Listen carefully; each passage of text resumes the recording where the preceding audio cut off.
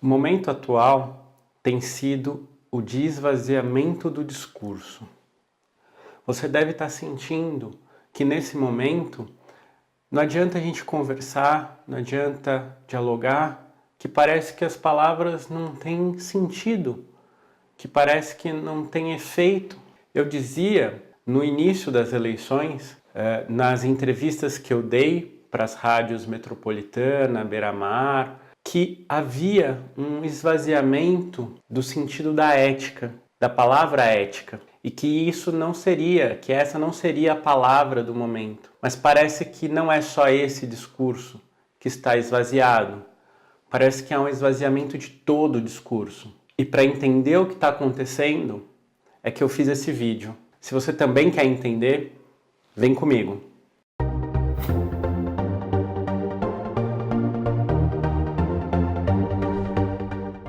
Eu sou o psicólogo Ronaldo Coelho e esse é o canal Conversa Psi. Como eu disse, no início da campanha, eu falava que os candidatos não mais iriam colocar a sua campanha em torno da ética. Mas mais do que isso, parece que há um esvaziamento de todas as outras palavras.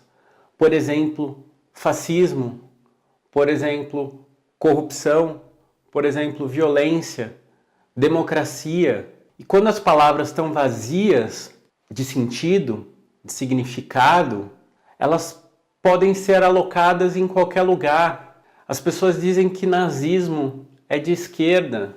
As pessoas dizem que o fascismo é de esquerda, que os dois lados são fascistas. Não, gente, não é. Os dois lados não são fascistas. E aqui é importante a gente tomar o discurso não só com aquilo que é dito, mas como ato também. É importante a gente pensar, por exemplo, o que significa um candidato à presidência da República pegar uma arma, uma metralhadora e falar que tem que metralhar petista.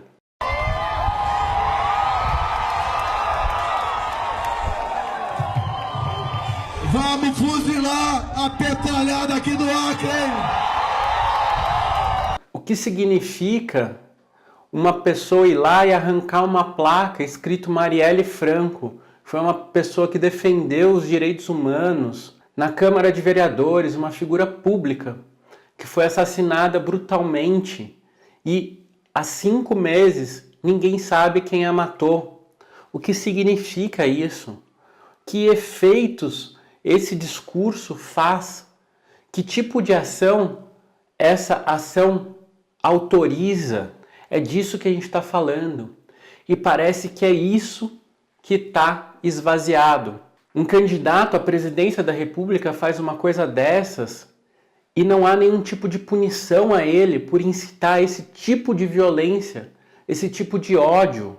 Quando este mesmo candidato sofreu uma facada, um atentado à sua vida, todos os candidatos disseram que são contra esse tipo, repudiaram esse tipo de atitude.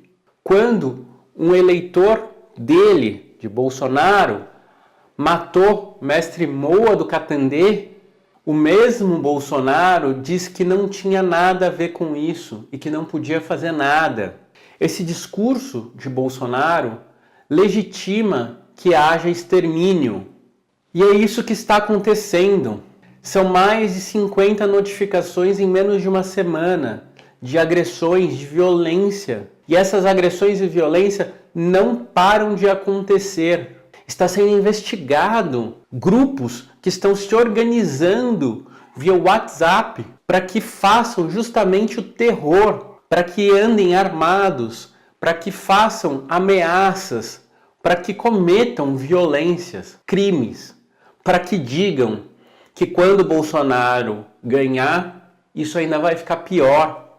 Inclusive, por esses dias eu postei um vídeo de Leandro Carnal fazendo uma análise do porquê quem é cristão é incoerente ao votar, por exemplo, no Bolsonaro ou defender o Bolsonaro.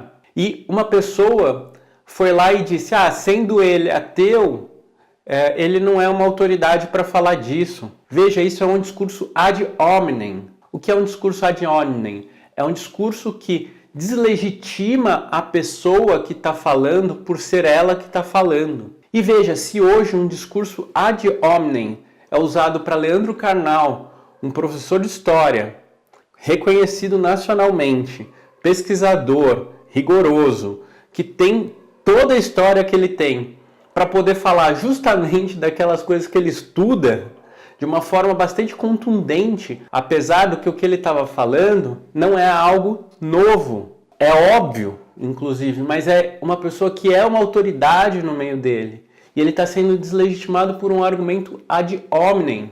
É como se as palavras se esvaziassem dessa maneira. Isso não é um problema atual. Nós sabemos que desde quando as redes sociais começaram a ser um espaço de debate, ela passou a ser também esse espaço de esvaziamento do discurso, de que as coisas passam a não fazer muito sentido, não tem muito valor. Uma pessoa que estuda, como o Leandro Carnal, o tempo que estudou, que sabe tudo o que sabe, por livros, por uma pesquisa séria, por um caminho rigoroso, por uma relação rigorosa com o conhecimento, vale o mesmo que o pastor do Zap Zap da pessoa, vale o mesmo que o grupo de WhatsApp da família. Isso é o esvaziamento do discurso, quando as pessoas que não têm a menor tradição em relação ao conhecimento, aquilo que é dito, né, de se comprometer com aquilo que é dito, elas passam a ter o mesmo valor de pessoas que têm o mesmo rigor. Veja, Bolsonaro não tem uma pessoa que é intelectual que está o apoiando. Tem um tal de Olavo de Carvalho que é o pior dentro do campo do conhecimento, um desonesto intelectual. É o único cara. Nenhum intelectual, mesmo de direita, se você pegar pessoas de direita que tem algum tipo de respeito, ninguém o apoia. E mesmo assim esse cara tem uma grande aprovação popular. E o que faz isso é justamente o esvaziamento do discurso. E é contra isso que nós temos que ir. É esse o nosso combate. E por isso que eu faço esse vídeo como psicanalista, como psicólogo, e convoco os meus pares, também os pensadores, filósofos, pessoas que têm uma relação outra com o conhecimento, a fazermos esse combate, porque as palavras não podem ser assim esvaziadas, o discurso não pode ser assim qualquer um, sem valor. As redes sociais, elas promovem esse tipo de ação, esse tipo de esvaziamento, porque também é muito fácil você pegar e falar, eu não vou ler tudo isso daqui. Isso aqui é o Leandro Carnal que falou, ele é ateu e nem vou assistir o que ele está dizendo. Isso aqui é petralha. Inclusive, nesse momento, conversar pessoalmente, no corpo a corpo, é muito importante. Porque o esvaziamento da palavra, o esvaziamento do discurso, ele se dá muito por conta do que essa mídia, por esse meio de comunicação, que são as redes sociais, ele proporciona. Como eu disse, pensadores da direita liberal vem aí tentando resgatar esse discurso. Por exemplo, Reinaldo Azevedo disse que escreveu 3 livros contra o PT e nunca foi ameaçado de morte e nem como uma forma de censura do que ele disse. Nunca sua vida foi posta em xeque por conta disso. Eu escrevi 4 livros praticamente contra o PT. 4. Nunca ninguém me ameaçou de morte. Miriam Leitão também, ambos do Grupo Globo. Jair Bolsonaro sempre teve um discurso autoritário. O PT, de vez em quando, fala uma palavra aqui, outra ali. Ele tem declarações, como declarações de grupos que apoiam a Venezuela, mas, na verdade, é um partido que nasceu, cresceu na democracia, ele sempre jogou o jogo democrático e governou respeitando as instituições democráticas. Ontem, Jair Bolsonaro já começou falando, mesmo tendo essa votação consagradora, ele já começou falando que, colocando em dúvida, em suspeição, o processo eleitoral e as urnas eletrônicas. É um mau sinal. O Bolsonaro, ele faz uma campanha de justamente ser essa, do esvaziamento do discurso, da captura do debate, do sequestro do debate. Bolsonaro, com o argumento de que não pode por questões médicas, não vai aparecer nos debates. Por quê? Porque o debate é justamente um espaço para se colocar as palavras, para que o discurso passe a valer, para que não seja feito uma campanha de fake news. O Haddad propôs para ele um acordo de que não se produzisse fake news. Ele chamou o Haddad de canalha. O que isso significa? Qual é o sentido disso? O sentido disso é que Bolsonaro é antidemocrático. Bolsonaro entende a eleição não como um momento, que é o que é a eleição, né? Não como um momento de que as pessoas possam ver os argumentos, ver as propostas e escolher o que é o melhor para o Brasil, o que cada um acha que é o melhor para si. Bolsonaro entende o momento eleitoral como um momento de que ele tem que ganhar e pronto, acabou. Ele usa as estratégias que ele tiver que usar. Isso é antidemocrático. Ele não reconhece o seu oponente, que é o Haddad, como um oponente legítimo. Isso é ser antidemocrático. Ele brinca, ele fala: com quem que eu vou debater? Com o Haddad ou com o Lula? Isso é um absurdo do ponto de vista de quem defende a democracia. Ele diz que ele só aceita o resultado da eleição se ele ganhar, senão está fraudada a urna. E isso faz com que várias pessoas montem videozinhos no WhatsApp, fazendo como que a urna estava burlada. Então a pessoa vai lá, digita, sabe-se lá o que, e fala: olha, eu digitei 17 e apareceu 13. Isso aqui é um absurdo. Mas veja, é também um absurdo e acreditar que isso possa ser verdade. Porque como garantir que a pessoa realmente digitou 17? Como garantir que ela não digitou 13? Vários vídeos desses circularam. E o que a gente sabe é que, por um lado, existe um grupo que está em torno de uma certa candidatura, que é a do Haddad, que tenta colocar de novo o debate em pauta, que tenta organizar uma campanha pela verdade, que tenta fazer com que as palavras valham. E um outro grupo que faz justamente o oposto. E isso é articulado, isso é pensado propositalmente. Bolsonaro contratou a Cambridge Analytica. Essa empresa foi a empresa que fez com que as eleições do Donald Trump fossem uma fraude. Eles pegaram os dados de uma forma fraudulenta de 50 milhões de pessoas no Facebook para entregar fake news personalizada para essas pessoas, entendendo quais são os medos delas. No Brasil, foi dito por uma pessoa que era da campanha do Bolsonaro que eles não iam fazer mais o acordo com a Cambridge. Porém, no discurso mesmo dessa pessoa, ele diz que ele nunca faria isso porque ele nunca coletaria de uma forma ilegal os dados das pessoas na internet. Porém, em nenhum momento ele refuta o fato de a campanha inteira ter sido feita em fake news, em notícias falsas. Ou seja, Bolsonaro está numa estratégia igualzinha à de Donald Trump. Ele não quer o melhor para o Brasil. Ele não quer que você escolha o melhor para o Brasil. Ele quer que ele escolha ele. Só porque ele é ele. Isso é ser antidemocrático. Isso é não aceitar a regra do jogo, a regra principal, que é a regra democrática. Só um candidato está colocando em xeque a democracia. Só um candidato está implantando o terror nas ruas por meio do argumento que ele autoriza as pessoas terem. É notório a quantidade de ameaças que as pessoas estão sofrendo. Nas redes sociais isso se vê o tempo todo. Eu, como psicólogo, e meus colegas psicólogos e psicanalistas vemos isso nos nossos consultórios diariamente. O terror e o ódio, como diz um texto publicado no El País, deitou no divã dos psicanalistas. Está nos consultórios de todos os psicólogos que ouvem os seus pacientes. Como eu disse, de um lado tem um grupo tentando resgatar isso. Por exemplo, o vídeo do Karnal, do Leandro Carnal, que eu comentei aqui.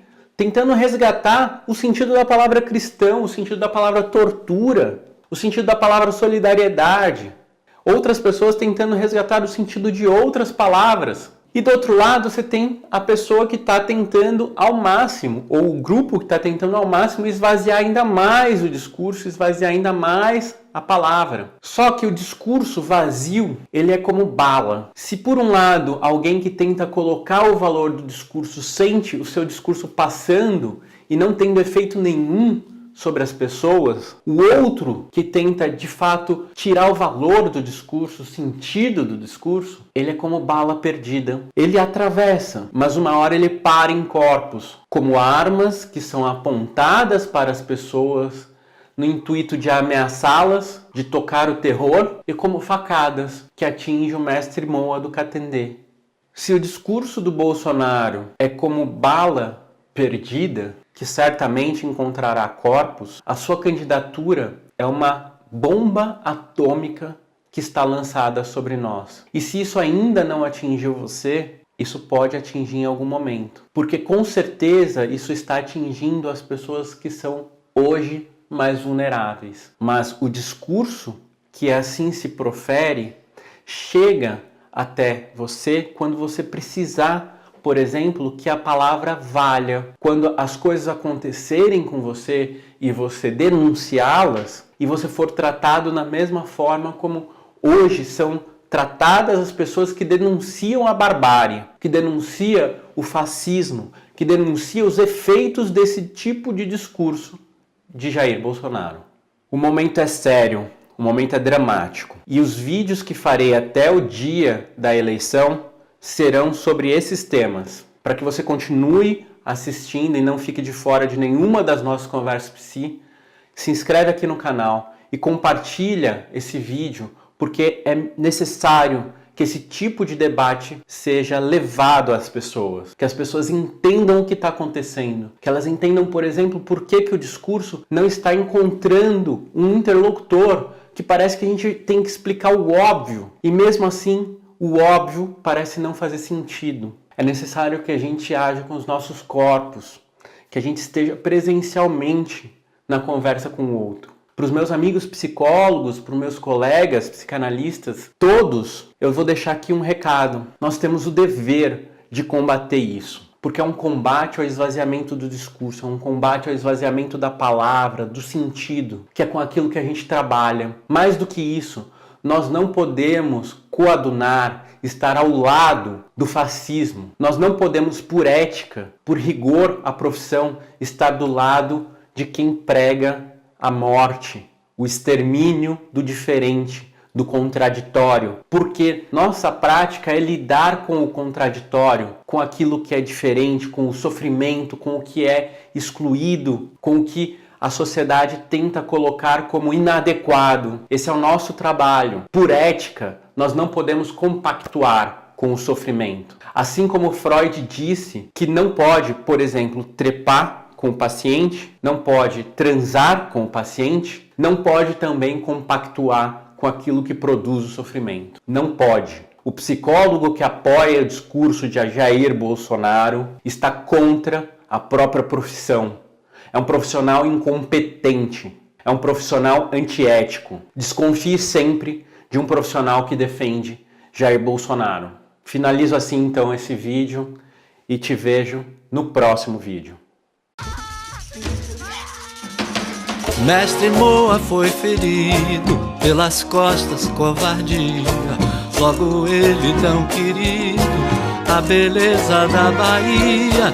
Mestre Moa Badauê, derradeira capoeira, um artista muerê, triste faca traiçoeira. Mestre Moa tomba morto, tombam nossos corações, nossa história sangra junto.